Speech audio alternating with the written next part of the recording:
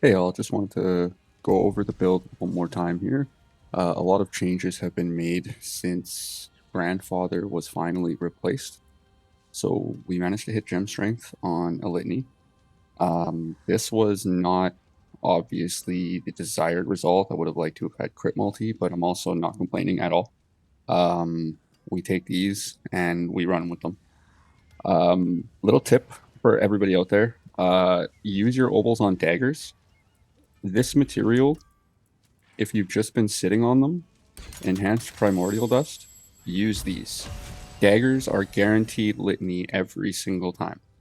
So you'll be able to target that, and then you can also 3-1 them in the cube. So all your failed results can be 3-1 in the cube, and you do have a chance at hitting GAs. The only catch to this is you cannot use a non-ancestral to 3-1 with an ancestral and expect an ancestral result.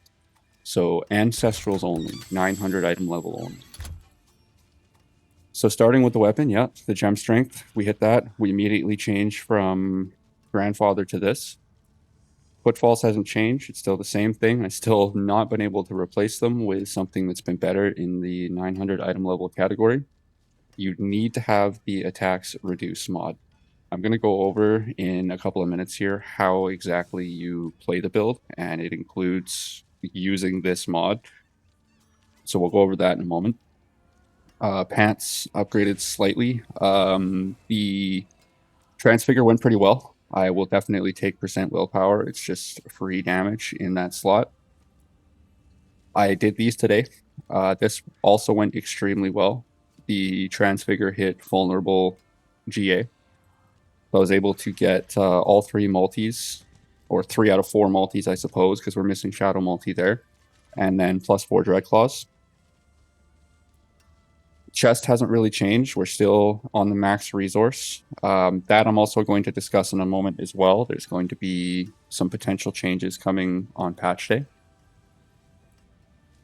Air has not changed at all. We're still using the maximum resource air. On patch day, this will also probably be changing.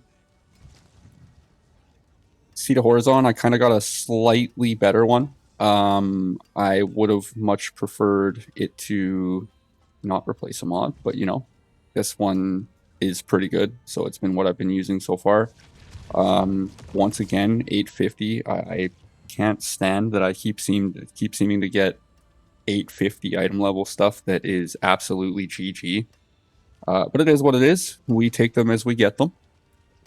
The ring's not changed. I've not hit another ring with multiple GAs that has +4 skills. I don't think I'm ever going to replace this ring. I'm going to have to get really, really lucky on a multiple GA ring to do that. I'm using life on hit here. This roll immediately made things a little more comfortable. It's not a massive value, but when you combine it with Variana's healing from her node, so we're taking this node specifically for a healing source, so we can build up our fortify, build up our barrier. So combined with life on hit, it's made things a lot more comfortable in the higher pits.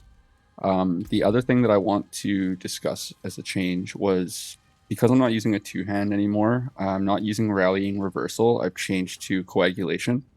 The damage reduction and the fortify gen is actually extremely noticeable. It was the difference between me being able to step into a 125 pit and having to be careful and flying through it like it was nothing. So focus. This is just all crit all day. I just happened to hit a crit temper on it, or sorry, transfigure, and I've not been able to replace it. Still looking for gem strength, obviously. We really want to hit gem strength on that. But for now, this is the best that I have, and I'm obviously not complaining about it. It's a very, very good focus. Set's not changed. We're still using Horizons and Nameless, still proccing a Sigil, and still using those boosts there. So the damage reduction is something I didn't discuss last time. The damage reduction ramps up to 40% from what I'm told. I need to actually go through and do some testing because I have some other damage reduction in the build, so I need to actually watch the damage reduction when a Sigil is used. Let's do that live. Let's do that while I'm on the video here. Let's just ride out town quick here.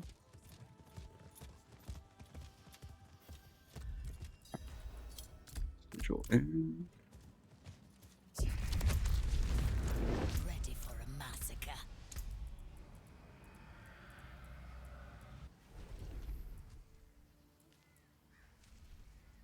So yeah, damage reduction is definitely ramping up.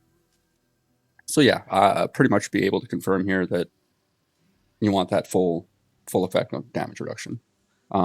This is something else that's combined with high pits and the rest of the like coagulation, for example. We really need all of this combined with our armor, with the res that we have available. So resistances, let's go into that. I'm using 1 topaz, 1 emerald, and 1 ruby. I'm highly considering changing the ruby for another topaz. Lunatics are so annoying. They're avoidable. I get it. Move along. You can hear them too. If you're really paying attention, you can hear them and you can move along and reset. But just for the safety of it, it's a lot easier to avoid fire-based mechanics than it is to avoid lightning-based mechanics. Lightning gets placed under your feet via the lightning lines all the time. There's the lightning orbs that happen as well that get placed right under your feet a lot of the time. Lightning is a very dangerous mechanic this season. So I'm very, very highly considering moving the ruby out and another topaz in. So going on to skills, I'll be linking Sanctum's planner in the description. Anything to do with skills or paragons, you can definitely find in that planner. I have copied it basically 1 for 1.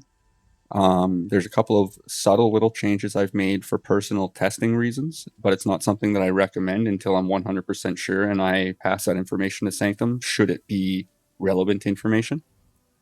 So as far as Paragon and skills go, you can definitely copy Sanctum's planner for that. So, playing the build. First thing you're going to do, get the rampage down, get an eye down, get your ritual down. I don't have the points in right now because, again, I'm testing something else. Normally, when you pop ritual, you're going to lose a chunk of health, so you can quickly pop a potion to pop that back up.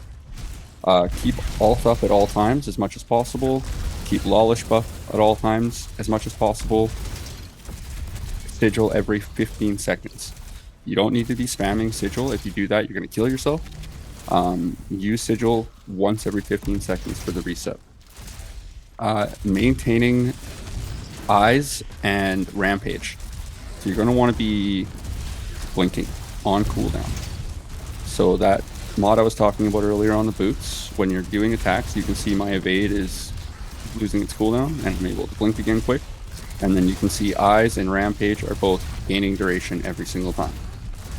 In pits and tower, this obviously looks a little faster because I'm in combat and I've got all my buffs going. But this just gives you an idea of how easy it is to maintain them once you've got 5 eyes going, once you've got rampage going. You shouldn't have too many issues with maintaining all of those minions and keeping them up and alive. If you do, you can always just press I again.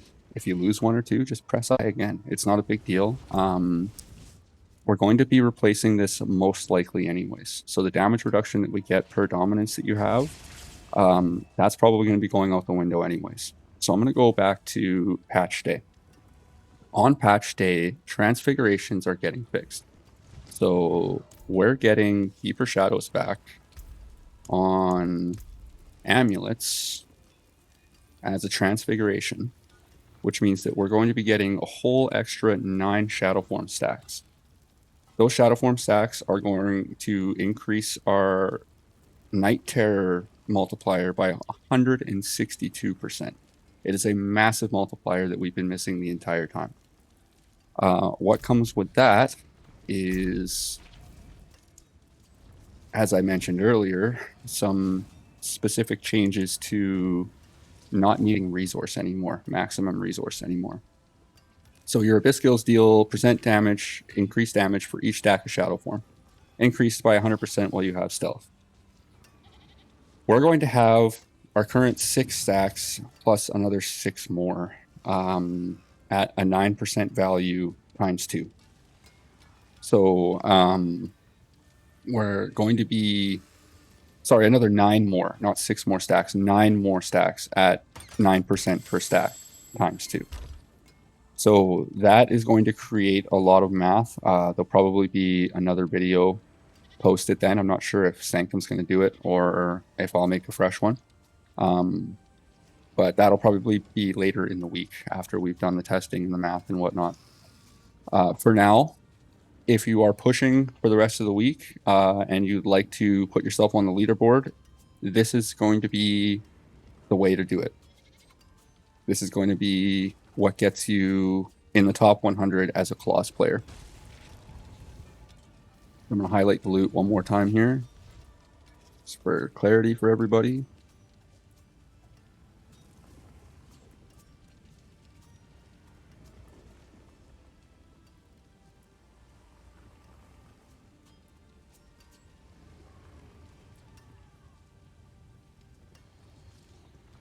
As a final note, before I forget, Soul Shard's not changed. Still using Blasphemous Fragment on Mastermind Shard. All right. Good luck out there, guys. I want to see some more claws up in the top 100. Get it.